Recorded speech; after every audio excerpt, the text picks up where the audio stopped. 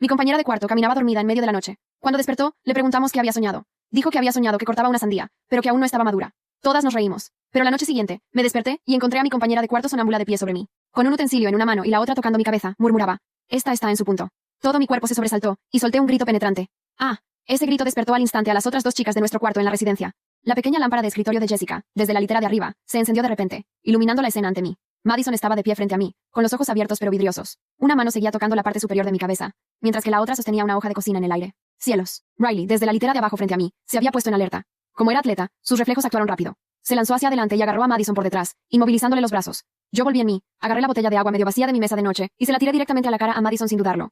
Madison se sobresaltó, y sus ojos desenfocados finalmente se aclararon. Al ver el objeto en su mano, jadeó y lo dejó caer con un estrépito. ¿Qué está pasando? Mi cara estaba blanca como la pared.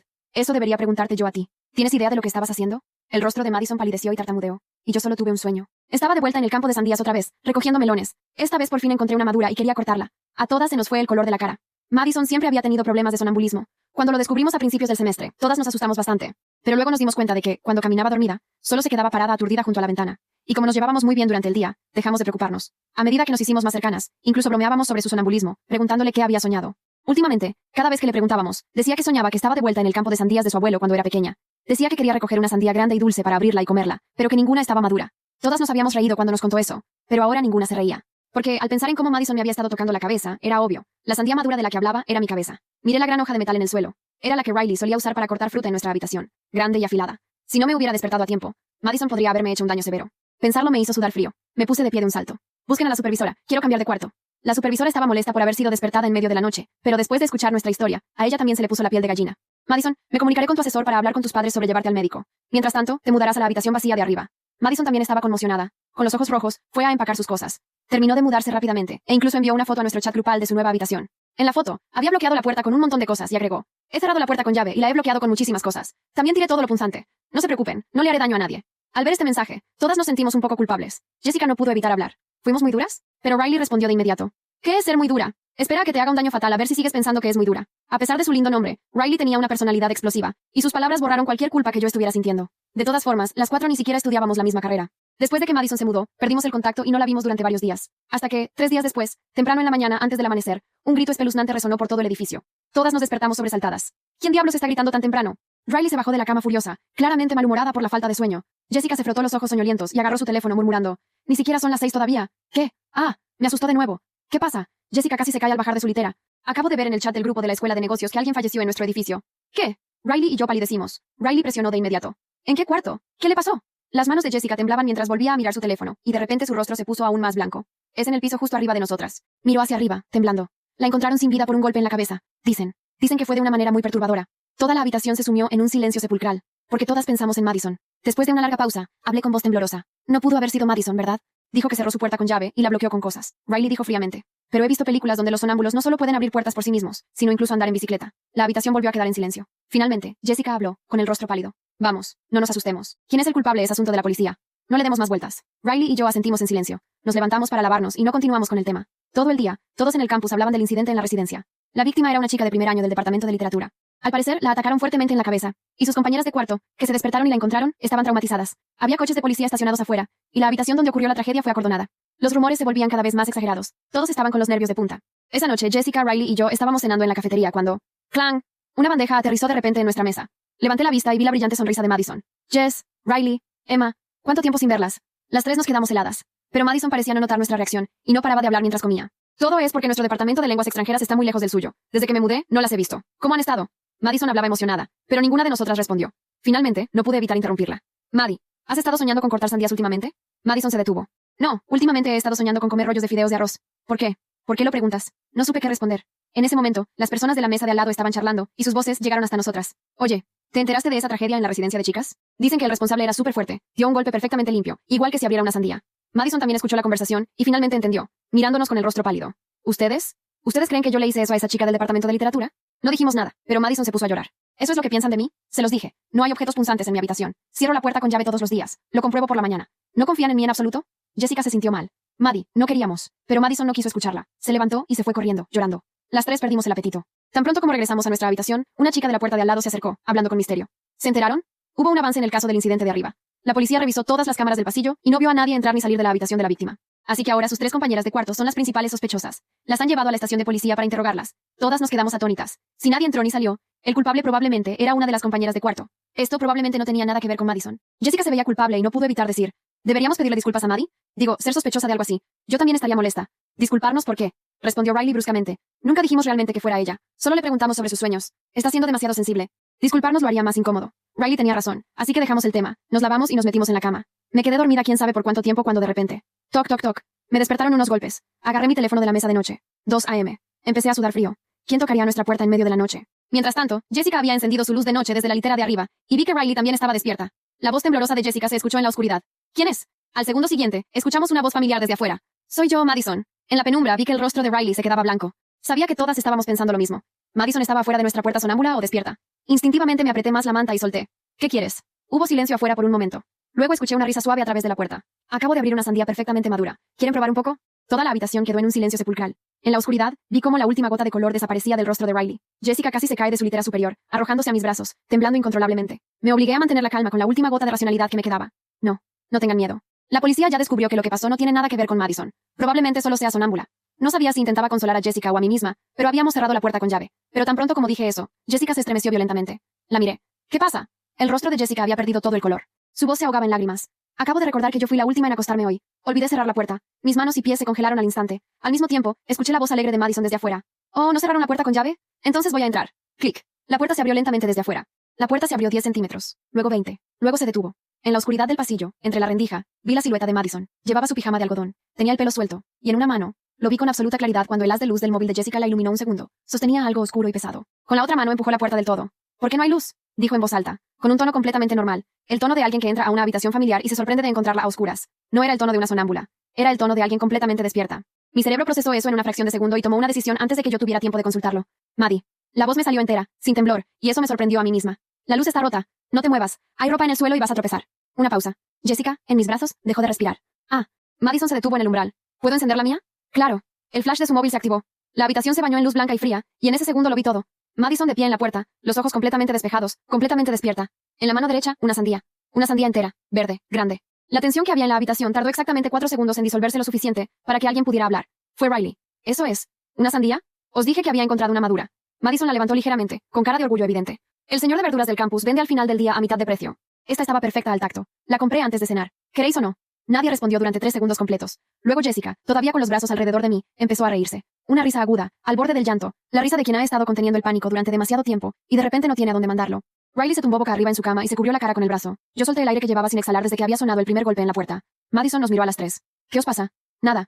Dije. Dame un trozo. La sandía era dulce. Extraordinariamente dulce. Del tipo que sabe a verano, aunque estés en una habitación de residencia universitaria, a las 2 de la madrugada con las persianas bajadas, y el corazón todavía bajando de 120 pulsaciones. Las 4 nos sentamos en el suelo, en círculo, con la sandía cortada en el centro como si fuera un campamento. Madison había traído también platos de papel de su nueva habitación, lo cual dijo mucho sobre en qué estado mental estaba cuando bajó. Planificó bien la visita. Durante un rato nadie habló de nada importante. Comimos. Riley hizo un comentario sobre la hora. Jessica dijo que iba a tener pesadillas con frutas para el resto de su vida. Madison preguntó qué había pasado exactamente y le contamos. Y cuando llegamos a la parte de Jessica confesando que había olvidado cerrar la puerta, Madison se rió tan fuerte que casi escupe una semilla. Era la primera vez que nos reíamos las 4 juntas desde que se había mudado. Cuando se fue, llevándose los platos de papel y prometiendo bajar la voz en el pasillo para no despertar a nadie, yo cerré la puerta con llave 2 veces y comprobé 2 veces que había cerrado. Luego me metí en la cama y me quedé mirando el techo durante un rato. Riley, dije en la oscuridad. ¿Qué? Le debes una disculpa. Silencio largo. Puede ser, dijo Riley finalmente, en un tono que, viniendo de Riley, era lo más parecido a un sí incondicional que cabía esperar. Me di la vuelta. Cerré los ojos. Lo que nadie dice sobre los sustos de verdad es que no se van de golpe. Se quedan dentro, instalados en algún lugar entre la caja del pecho y el estómago, y aparecen en los momentos más inesperados. 3 días después del episodio de la sandía, me desperté a las 3 de la mañana sin ningún motivo aparente, y tardé 40 minutos en volver a dormirme, porque algo en el sonido del edificio, el crujido de una tubería, el ascensor moviéndose, seguía diciéndole a mi cuerpo que prestara atención. El caso del cuarto de arriba siguió en el campus como telón de fondo de todo. Las 3 compañeras de cuarto de la chica del departamento de literatura fueron interrogadas, liberadas, interrogadas de nuevo, y liberadas otra vez. Ninguna fue formalmente acusada, pero el rumor académico, ese organismo vivo e incontrolable que circula por los pasillos de cualquier universidad, ya había dictado su propio veredicto sobre cada una de ellas, y ese veredicto no tenía apelación. Una de las 3 dejó la residencia voluntariamente. Las otras 2 se quedaron, pero se veían a sí mismas desde fuera, con la expresión de personas que saben que cada vez que entran a la cafetería, alguien las está mirando. Lo observé todo con más atención de la habitual, y no supe muy bien por qué, hasta que Riley me lo dijo sin querer, un martes por la mañana mientras desayunábamos. La policía no tiene nada, sin huella, sin testigo, sin cámara que grabe nada útil, solo el método, el golpe. Hizo una pausa. El periódico del campus dijo que era un golpe muy específico, técnico, no el golpe de alguien en pánico. ¿Dónde leíste eso? Foro interno. Alguien filtró parte del informe. Me quedé con el tenedor en el aire. ¿Por qué sabes tú de foros internos de investigación criminal? Soy atleta. Tenemos tiempo libre y teléfonos. Se encogió de hombros. El punto es que no fue aleatorio. Quien lo hizo sabía lo que hacía. Dejé el tenedor. Riley, para. Solo digo. Sé lo que estás diciendo y para. Riley me miró. Y en su cara, bajo la dureza habitual, vi algo que no había visto antes. Miedo real. No el miedo agudo del momento, ese lo había manejado sin pestañear la noche del cuchillo, sino el miedo sordo y persistente, de quien ha procesado una situación durante días y ha llegado a una conclusión que no le gusta. Alguien en este edificio, dijo en voz baja, hizo eso, y sigue viviendo aquí. La semana siguiente Madison bajó a estudiar con nosotras. Había sido idea de Jessica, que tenía el instinto social de quien entiende que los vínculos se reparan con presencia honesta y no con conversaciones incómodas. Madison llegó con su mochila y sus apuntes, y se instaló en el escritorio libre con la misma naturalidad de antes, y durante 2 horas todas estudiamos en silencio y nadie mencionó nada de nada. Fue bueno. Fue completamente ordinario y por eso fue bueno. Cerca de las 9, Madison empezó a recoger sus cosas. Tengo que revisar que todo esté cerrado antes de dormirme. Me lleva un rato. ¿Sigues haciendo eso? Preguntó Jessica. Cada noche. Madison se colgó la mochila al hombro. Sé que probablemente nunca hice nada en realidad, pero yo no puedo saberlo, ¿entiendes? No lo recuerdo. Así que prefiero hacer todo lo que pueda para que sea imposible. Nadie dijo nada durante un segundo. Es inteligente, dije. Madison me miró. Una mirada directa, sin rencor, del tipo que solo se da entre personas que han pasado por algo juntas y lo han sobrevivido sin romperse. ¿Emma? ¿Qué? Gracias por no haber abierto la puerta esa noche, la noche del cuchillo. Noche. Cualquier otra persona habría abierto y yo podría haber. Se detuvo. Solo gracias. Me vino a la cabeza la botella de agua que le había lanzado a la cara. De nada, dije. Cuando se fue, Riley esperó a que los pasos de Madison se perdieran en el pasillo y dijo sin mirarme, oye, ¿qué? Siento lo de los comentarios, de antes. Cuando insinué que podía haber sido ella. Lo dijo al techo sin ningún drama, en el tono práctico y sin adornos con el que Riley hacía casi todo. Pero era una disculpa real. Lo reconocí. Ya lo sé, dije. Fue 3 días después. Martes. Tarde del martes, todo el campus tranquilo porque era época de entregas, y la mayoría de la gente estaba en sus habitaciones o en las bibliotecas. Yo había salido a comprar algo a la tienda del campus y estaba volviendo sola por el pasillo del tercer piso, el nuestro, cuando lo noté. La puerta del cuarto al final del pasillo estaba entreabierta. No el cuarto de arriba. Ese seguía acordonado, sino el cuarto del mismo pasillo, 3 puertas más allá del nuestro. El de Sonia, una chica de segundo año que estudiaba química, y que era conocida principalmente por ser extremadamente metódica con todo. Horarios fijos, puerta siempre cerrada. No dejaba entrar a nadie sin avisar antes. La puerta de Sonia estaba abierta 5 centímetros. Me detuve en el pasillo. Miré hacia el final del corredor, luego hacia la puerta, luego hacia el corredor otra vez. Todo estaba en silencio. No había nadie más. 5 centímetros no son nada. Una puerta puede quedar entreabierta por cualquier razón. Porque alguien salió rápido. Porque el muelle está flojo. Porque el viento de la ventana del pasillo la movió. Me dije todo eso. Luego di 4 pasos hacia la puerta de Sonia y golpeé con los nudillos. Nada. Golpeé más fuerte. Nada. Empujé la puerta. Sonia estaba en el escritorio, con los auriculares puestos, concentrada en la pantalla, completamente ajena al hecho de que su puerta llevaba quién sabe cuánto tiempo entreabierta. Levantó los ojos cuando me vio y se quitó un auricular. ¿Qué? Tu puerta estaba abierta. Sonia miró hacia la puerta. Sus ojos se endurecieron de inmediato y se levantó. La cerró. Comprobó el seguro. Volvió al escritorio. Gracias. Regresé a mi habitación. Esa noche me costó dormir otra vez. No porque hubiera pasado nada, sino precisamente porque no había pasado nada. Y algo en esa no nada se sentía, con una precisión que no podía justificar del todo, exactamente como el instante antes de que algo pase. En algún momento cerca de medianoche me quedé dormida. Y a las 2:15, resonó en el pasillo el sonido que ninguna de nosotras quería volver a escuchar. Un grito. Largo. Del tipo que no para cuando debería parar. Del cuarto al final del pasillo. Sonia no estaba muerta. Eso fue lo primero que confirmé cuando llegué al final del pasillo, 4 segundos después de que el grito me arrancara de la cama. La puerta estaba abierta de par en par, la luz del techo encendida, y Sonia estaba de pie en medio de la habitación con los brazos cruzados sobre el pecho, y una expresión que oscilaba entre el terror y la furia pura. En el marco de su ventana había una paloma muerta. Grande, gris, con un ala doblada en un ángulo que no debería ser posible para ningún hueso de ave. Sonia la miraba como si fuera una afrenta personal. A su lado, con cara de quien acaba de llegar corriendo desde el otro extremo del pasillo, estaba Madison. La ventana estaba mal cerrada, explicó Madison en cuanto me vio, con la eficiencia de alguien que ya había hecho el diagnóstico. El viento la abrió, el pájaro debía estar en el alféizar. Me cayó encima, dijo Sonia con la voz todavía al borde. Estaba leyendo y me cayó encima. Riley apareció detrás de mí, sin aliento pero completamente alerta. Evaluó la escena en 2 segundos. Es una paloma muerta, Sonia. Ya lo veo, gracias. No es un asesino. También lo veo. Detrás de Riley llegó Jessica, que al ver el pájaro soltó un pequeño sonido de asco, y decidió que su contribución más útil sería quedarse en el umbral. Madison ya tenía una bolsa de basura de algún compartimento misterioso de su ropa. Siempre había sido así, práctica hasta lo inverosímil, y recogió el pájaro con la serenidad de alguien que ha crecido entre animales. Lo ató, lo depositó fuera en el pasillo para tirarlo mañana, y luego cerró la ventana de Sonia y comprobó el seguro 3 veces. Ya está, dijo. Sonia la miró. Algo en su cara cambió. Gracias, dijo, y la palabra sonó más grande de lo que pretendía. Esa noche, las 5 terminamos en nuestra habitación porque Sonia no quería quedarse sola y nadie quiso decirle que no. Pusimos 2 colchonetas en el suelo, alguien buscó chocolate en algún cajón, y estuvimos despiertas hasta las 4 hablando de nada, series, exámenes, el precio escandaloso del jabón en la tienda del campus, la conversación absurda y desconexa de personas que necesitan ruido humano para recordar que el mundo sigue siendo un lugar habitable. Fue en algún momento entre las 3 y las 4 cuando Sonia, mirando el techo, dijo: la chica de arriba, la que murió. La conocía un poco, nadie respondió, esperamos. No éramos amigas, pero coincidíamos en la sala de lavadoras. Me prestó detergente una vez cuando se me olvidó el mío. Hice una pausa. Era simpática. Lo siento, dije. No era mi amiga, repitió Sonia como si necesitara dejar eso claro. Pero era una persona, y sigue sin haber nadie responsable. Riley, desde la colchoneta del suelo, habló sin levantar la vista del teléfono. Hay alguien responsable, solo que no lo han encontrado todavía. O no lo van a encontrar, dijo Sonia. El silencio que siguió fue del tipo denso, del tipo que tiene volumen propio. A la mañana siguiente fuimos a desayunar las 4. Sonia volvió a su cuarto antes de que saliéramos, y mientras comíamos, Riley puso el teléfono en el centro de la mesa como quien pone una carta boca arriba. ¿Encontré algo? ¿En el foro?, preguntó Jessica con cautela. En el foro, en el periódico del campus, y en los comentarios de la cuenta de Instagram de la facultad. Riley habló en voz baja pero directa, con la precisión de atleta que aplicaba a todo. El método del golpe. El periódico usó la palabra quirúrgico 2 veces. La policía no ha descartado que la persona tuviera entrenamiento previo. ¿Entrenamiento en qué?, pregunté. No especifican, pero pienso en atletismo, artes marciales, cualquier cosa que te enseñe a generar fuerza en un movimiento muy controlado. Riley, dijo Jessica con cuidado. Lo que estás describiendo. Lo sé lo que estoy describiendo, Jess. La miró de frente. Soy yo. Estoy describiendo a alguien como yo. La mesa quedó en silencio. Me estoy investigando a mí misma. Continuó Riley con una calma que sonaba a mucho esfuerzo. Porque si yo lo pienso, otros también lo van a pensar. Y prefiero tener las respuestas antes de que alguien me haga las preguntas. ¿Dónde estabas esa noche? Pregunté directamente, porque Riley apreciaba la directitud más que cualquier otra cosa. En cama. Dormida. Sola. Sin testigos. Hizo una pausa. Lo cual es el alibi más inútil que existe. Es el alibi más común que existe. Dije. La mayoría de las personas están durmiendo a las 2 de la madrugada. ¿Y si la policía me pregunta? Dices la verdad, estabas durmiendo. No tienes que demostrar inocencia mientras no te acusen de nada. Riley me miró durante un segundo. ¿Dónde aprendiste eso? Mi padre es abogado. ¿Y tú estudias comunicación? El talento no se hereda. Fue la primera vez que Riley se rió en toda la semana. Corta, involuntaria, real. Esa tarde tomé una decisión. No se la dije a nadie, ni siquiera a Madison, que en los últimos días se había convertido en la persona de ese pasillo con quien más hablaba. Lo hice sola, en silencio, porque algunas decisiones son más efectivas sin audiencia.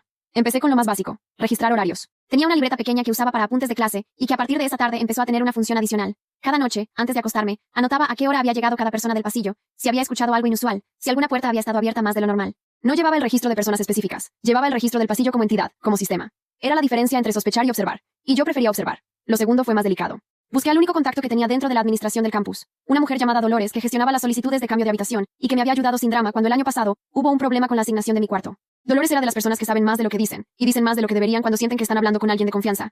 La encontré en su despacho al final de la tarde y le pregunté, con la mayor naturalidad del mundo, si era posible acceder al registro de entradas y salidas del edificio de la residencia. Las tarjetas magnéticas dejaban rastro. Eso lo sabía todo el mundo.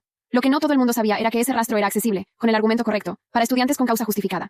Dolores me miró por encima de sus gafas. ¿Causa justificada como cuál? Seguridad personal. Tengo una compañera de cuarto con historial de sonambulismo, y quiero poder documentar sus movimientos nocturnos para el médico de la universidad. Era técnicamente cierto. Madison tenía historial de sonambulismo. El médico de la universidad estaba al tanto. Yo quería los registros. Todo eso era verdad simultáneamente. Dolores me estudió durante 4 segundos. Puedo darte los registros de entradas y salidas del tercer piso. Solo del tercer piso. Del último mes. Es suficiente. Y esto no sale de aquí. No sale de aquí. Me imprimió el documento en papel, no en digital, lo cual habló bien de su criterio. Salí del despacho con 4 páginas dobladas en el bolsillo interior de la chaqueta. Los datos eran aburridos en 90% de su contenido, y reveladores en el 10 restante. La mayoría de movimientos eran exactamente lo que se esperaba. Entradas y salidas en horarios razonables, alguna salida tardía, alguna entrada de madrugada durante los fines de semana. El pasillo de la tercera planta era un pasillo universitario normal, habitado por personas universitarias normales, que trasnochan de formas universitarias normales. Pero había 2 anomalías. La primera, el cuarto del fondo, el de Sonia, había registrado una salida a las 2:47 m, el martes de la semana en que murió la chica de arriba, y una entrada a las 3:19 m. 32 minutos fuera del cuarto en mitad de la noche. Sonia, que cerraba siempre su puerta y nunca salía sin avisar. La segunda, la tarjeta de acceso al edificio, no a ninguna habitación específica, sino a la puerta principal del bloque, había sido utilizada a las 3:04 am de esa misma noche desde fuera. Alguien había entrado al edificio a las 3 de la madrugada. La tarjeta correspondía a una estudiante de segundo año llamada Carla, del departamento de biología. Una chica que, según el directorio interno, vivía en el cuarto piso. No en el tercero. No en nuestro pasillo. Y sin embargo su tarjeta había abierto la puerta principal a las 3:04. Mientras estaba dentro del edificio, en algún lugar del tercer piso, Sonia estaba fuera de su habitación durante 32 minutos. Cerré la libreta. Saqué el teléfono y busqué el perfil de Carla en la red social interna de la universidad. Foto de perfil, departamento, año. Abajo, en actividades registradas, Club de Química Orgánica, Laboratorio de Biología Molecular, y un detalle que tardé un segundo en procesar. Carla era también la capitana suplente del equipo de esgrima femenina. Esgrima. Precisión de movimiento, control de fuerza, golpe quirúrgico. Cerré el teléfono. Me quedé quieta en mi habitación, sola, mirando el techo durante un rato largo. Tenía 2 nombres y una coincidencia horaria y ninguna prueba de absolutamente nada, lo cual era exactamente el punto en que las personas cometen errores. En que acusan cuando deberían observar, en que presionan cuando deberían esperar. Yo no iba a cometer ese error. Abrí la libreta y anoté todo con fecha y hora y sin interpretación, solo los hechos. Luego la cerré y la guardé en el fondo de la mochila. Esa noche comprobé 3 veces que la puerta estaba cerrada antes de acostarme. Pasé los siguientes 2 días haciendo lo que sé hacer mejor, esperar con los ojos abiertos. No seguía a nadie, no hice preguntas directas, simplemente moví mis rutinas. Empecé a desayunar un poco más tarde, cuando el comedor estaba más lleno y podía ver sin ser notada. Cambié mi ruta habitual a la biblioteca para pasar por el cuarto piso. Me apuntó a la sesión de estudio en la sala común del edificio, que tenía visión directa al pasillo principal de entrada. A Carla la identifiqué el primer día. Era alta, de movimientos económicos y seguros, el tipo de persona que ocupa exactamente el espacio que necesita y ni un centímetro más. Caminaba como alguien que sabe dónde pone los pies. No era llamativa, era precisa. Hay una diferencia. La observé de lejos durante 2 días y no vi nada que pudiera añadir a la libreta. Carla entraba, salía, iba a clase, iba al entrenamiento. No mostraba señales de nadie que estuviera bajo presión interna. Lo cual podía significar 2 cosas. Que no era culpable, o que era muy buena controlando lo que mostraba. Sonia era más difícil de leer porque Sonia casi no salía. Desde el incidente de la paloma, que en el lenguaje del pasillo ya había pasado a llamarse simplemente la paloma, como si necesitara su propio nombre, Sonia había reducido sus apariciones al mínimo. Comía en su cuarto. Salía a clase en horarios exactos. Volvía sin desviarse. El miércoles por la tarde, cuando la encontré en la sala de lavadoras, el único lugar donde coincidíamos desde hacía semanas, aproveché. Sonia, ¿puedo preguntarte algo? Ella no levantó la vista de la lavadora. Depende. La noche que murió la chica de arriba. ¿Saliste de tu cuarto? Silencio. La lavadora centrifugando. ¿Por qué me preguntas eso? Porque estoy intentando entender qué pasó. No para la policía. Para mí. Sonia levantó los ojos. Me miró durante un momento que se extendió lo suficiente para ser incómodo. Sí, dijo. Salí. Esperé. Tenía insomnio. Bajé a buscar agua fría a la zona común. Hay una fuente al final del pasillo de la segunda planta. Hizo una pausa. Estuve fuera unos 30 minutos, más o menos. Tomé el agua. Me senté un rato en los bancos del pasillo. Volví. ¿Viste a alguien? Nadie. El pasillo estaba vacío. ¿Escuchaste algo? Una pausa más larga esta vez. Pasos, dijo finalmente. Arriba, en el cuarto piso. Pero pensé que era alguien yendo al baño. ¿Pasos de ida o de vuelta? Me miró de una forma diferente. Los dos, dijo. Ida y vuelta.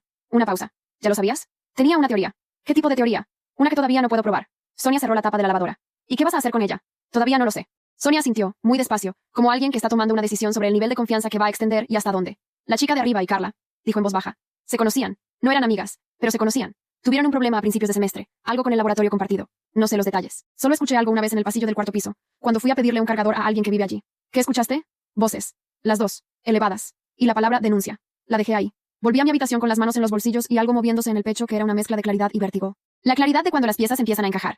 El vértigo de entender que encajar las piezas y hacer algo útil con ellas son dos cosas completamente distintas. Riley estaba en la habitación cuando llegué. No dije nada de inmediato. Me senté en mi cama. Ella estaba estirando, lo cual era su estado natural entre las 4 y las 6 de la tarde, y me miró de reojo. Tienes cara de haber descubierto algo. Tengo cara de haberlo descubierto demasiado pronto para saber qué hacer con ello. Cuenta, conté. Sin la libreta, de memoria, porque lo había repasado suficientes veces como para tenerlo en orden. Los registros de tarjeta, los horarios, Sonia en el pasillo de la segunda planta, los pasos de ida y vuelta en el cuarto piso, el conflicto de laboratorio, la palabra denuncia. Cuando terminé, Riley dejó de estirarse. Carla, dijo. Solo es una teoría.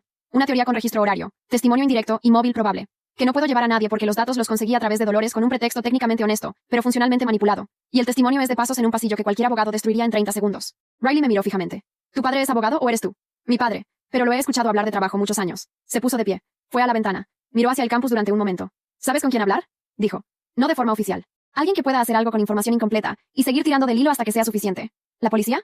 No. La policía ya tiene lo que tiene y no está llegando a ningún sitio con ello. Se giró hacia mí. ¿Hay algún detective privado en el campus? ¿Algún asesor de seguridad?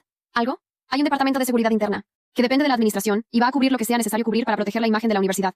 Riley negó con la cabeza. No, necesitamos a alguien de fuera, alguien que tenga incentivo real para resolver esto. ¿Cómo quién? La familia de la víctima. Lo dije había nombrado y la habitación se quedó quieta un segundo. Tienen derecho a saber, continuó Riley en voz más baja.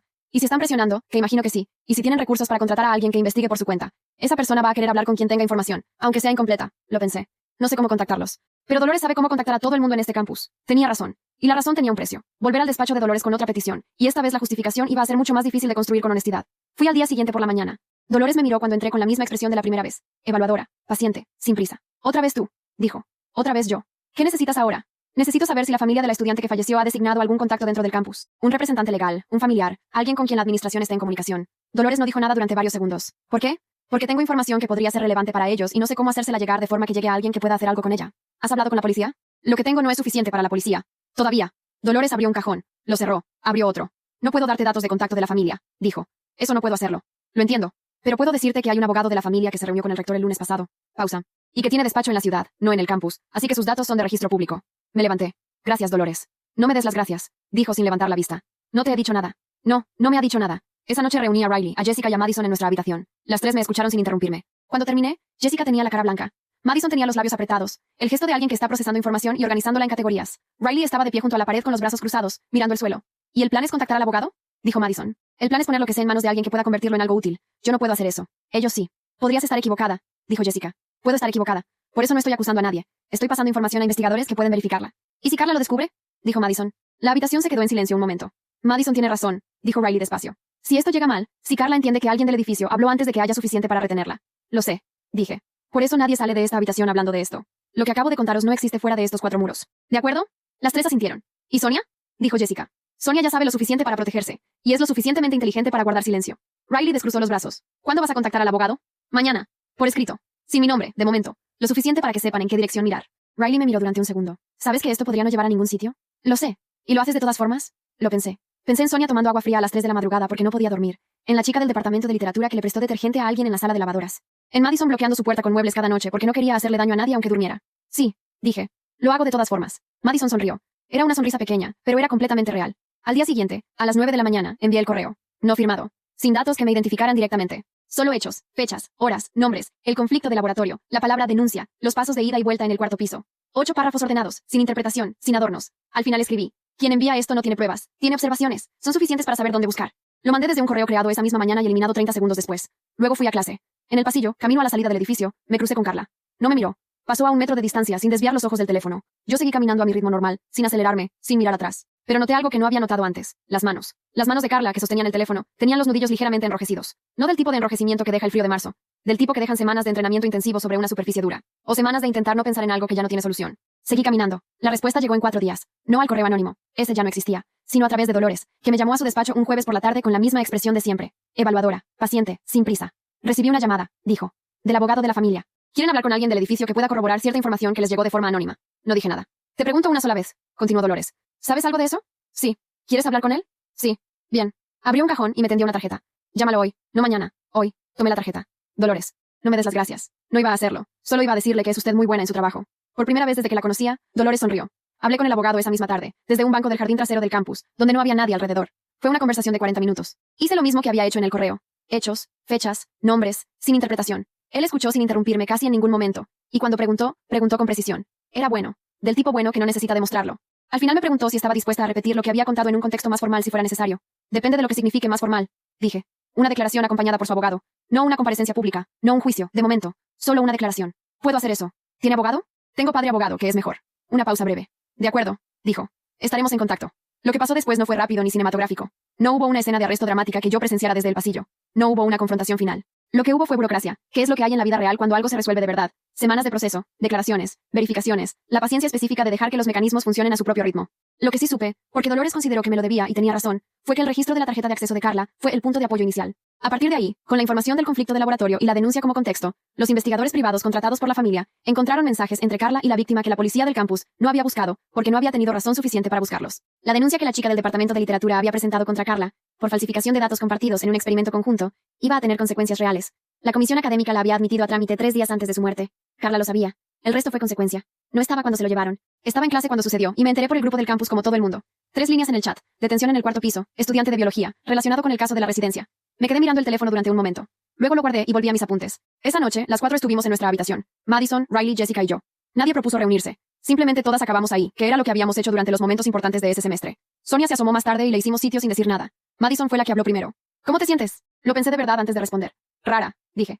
No aliviada todavía. Solo rara. ¿Por qué rara? Porque hice lo correcto usando métodos que no eran del todo correctos. Y no sé muy bien cómo sostener esas dos cosas al mismo tiempo. Riley me miró desde su litera. ¿Las sostuvieras tú o no? Alguien iba a quedarse sin respuestas. Hizo una pausa. Prefiero que las tengan. Jessica, que había estado callada, dijo. La chica de arriba prestaba detergente en la sala de lavadoras. Nadie respondió. No hacía falta. Hay algo que aprendí ese semestre que no está en ningún programa académico. Las cosas que nos asustan de verdad casi nunca son lo que parecen al principio. Madison caminando dormida con un cuchillo fue terrorífico. Y Madison también fue la que recogió un pájaro muerto a medianoche, para que Sonia no tuviera que hacerlo. El miedo y la ternura vivían en la misma persona, en el mismo gesto. Hay que tener cuidado con las conclusiones rápidas. Lo que sí es real, siempre, es el daño que hacemos cuando actuamos desde el miedo sin detenernos a mirar bien. La chica del departamento de literatura presentó una denuncia porque era lo correcto. Pagó un precio que no debería haber pagado nunca. Carla tomó una decisión desde el pánico de quien ve su futuro desaparecer y eligió hacerlo desaparecer en otra dirección. Nada de eso tenía solución fácil. Nada de eso se resuelve con una frase bonita al final. Lo que sí puedo decir es esto. Me alegré de haber llamado a esa puerta. La de Sonia. La noche que vi la rendija abierta. Me alegré de haber prestado atención cuando mi cuerpo me dijo que algo estaba mal. No porque fuera heroico. No lo fue. Sino porque ignorarlo habría sido más sencillo. Y la sencillez, en ese caso, habría costado demasiado. La última noche del semestre, antes de irnos a vacaciones, Madison bajó con otra sandía. Nos sentamos en el suelo en círculo como la primera vez. La cortó con precisión, sin drama, con un cuchillo normal de cocina. Esta también está perfecta, dijo, ofreciéndome el primer trozo. Lo tomé.